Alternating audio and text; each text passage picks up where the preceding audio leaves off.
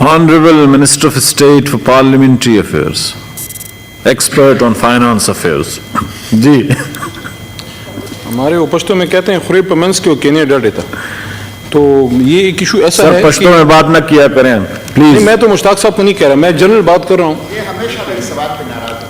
نہیں میں تو ان کو نہیں کہہ رہا, میں ان کو کہہ رہا ہوں جن کے ساتھ اس وقت بیٹھے ہوئے ہیں کہ انہوں نے پاکستان کو ڈبو کے اب ہم سے سوالات. سر سوال کا جواب دیں پلیز. آتا ہوں سر, ادھر ہی آ رہا ہوں سر.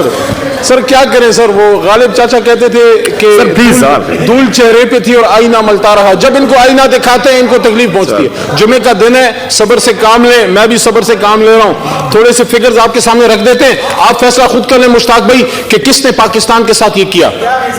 اب تسلی سے سنیں, میں ان کے سوال کا جواب دیں, جو سیدھے جواب ہے ان کے سوال کا دیں. صاف دوں گا ان کے سوال کا جواب. انہوں نے پوچھا ہے کہ روپے کی ڈپریسیشن جو ہوئی ہے اس کے پیچھے کوئی تھنک ٹینک ہے, کوئی آپ نے اس پہ ورکنگ کی ہے کہ کیوں یہ ڈپریشیٹ ہوا اور اس کی ریزنز کیا ہیں, اور اس کے ساتھ ساتھ انہوں نے یہ کہا ہے کہ قرضہ جو بڑھا ہے اس پہ آپ کا سوال ہے. مجھے سب کچھ یاد ہے جی, تھوڑا سا ان کی یادداشت میں درست کرتا ہوں تو آپ کیوں ایکشن لیتے ہیں سر.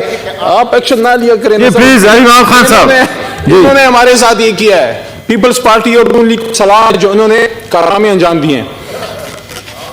سب سے پہلے سوال تو آپ کے ہیں سر آپ سن لیں. مشتاق صاحب سنیں جی پلیز. بڑا شارٹ سا 2-3 منٹ سے زیادہ نہیں بولوں گا اس پہ. سر روپے کے بارے میں آنریبل مشتاق صاحب کا سوال ہے کہ ڈپریسیشن اس کی ہوئی ہے 40% کے قریب ہوئی ہے. ٹھیک ہے جی, چلیں 45%, لیکن اس کی بھی ریزن میں بتاتا ہوں. لیکن تھوڑا سا تاریخ کی درستگی کے لیے بتا دوں کہ جب پاکستان میں جمہوریت بحال ہوئی محترمہ کے آنے کے بعد جو وزیر اعظم بنی, وہ جو دہائی گزری جس میں میاں صاحب نے 2 بار وزیر اعظم بنے اور محترمہ شہید 2 بار وزیر اعظم بنی, ریکارڈ کی درستگی کے لیے کوئی مجھے درست کرنا چاہے تو میں حاضر ہوں. 100% ہماری روپے کی ڈپریسیشن جو ہے ہوئی ان کے دور میں, اس دور میں پہلے 10 سال میں, اور اس کے بعد جو دوسری ڈیکیڈ آئی پیپلز پارٹی کی 2008 سے 2018 تک 100% پھر ڈپریشیٹ ہوا آپ کا روپی ڈالر کے مقابلے میں. تو آپ کو مبارک ہو, یہ کارنامہ آپ انجام کر چکے ہیں. ہمیں اللہ یہ توفیق نہ دے کہ 100% کو ٹچ کریں. 45% ہوئی ہے. اب میں بتاتا ہوں وہ کیوں ہوئی ہے, اس کی ریزن ہے. اس کی ریزن یہ ہے, دنیا میں ہر ملک کا جو روپے ہے یا اس کی جو کرنسی ہے وہ اپنی اصل ورت میں کھڑی ہوتی ہے. جو مضبوط اکانومی ہے میں ان کی بات کر رہا ہوں, میں بنانا ریپبلکس کی بات نہیں کر رہا. سر آپ کی روپے میں ہمارے مسلم لیگ نون کے دوست اپنی حکومت میں اسٹیٹ بینک سے اور اپنے ڈالر اٹھا کے پھینکتے تھے, آرٹیفیشلی مینٹین رکھتے تھے. 104 105 پہ رکھا, میں ایکسپٹ کرتا ہوں, لیکن کیسے رکھا آپ نے؟ اتنا ادھار لیا کہ جب ہم 2018 میں گورنمنٹ میں آئے, فگرز میں آپ کے سامنے رکھ رہا ہوں, فیصلہ آپ کر لیں. کسی بھی ملک کے لیے ضروری ہے کہ اس کا 3 مہینوں کا امپورٹ بل کے لیے آپ کے پاس فوریکس ریزروز موجود ہوں.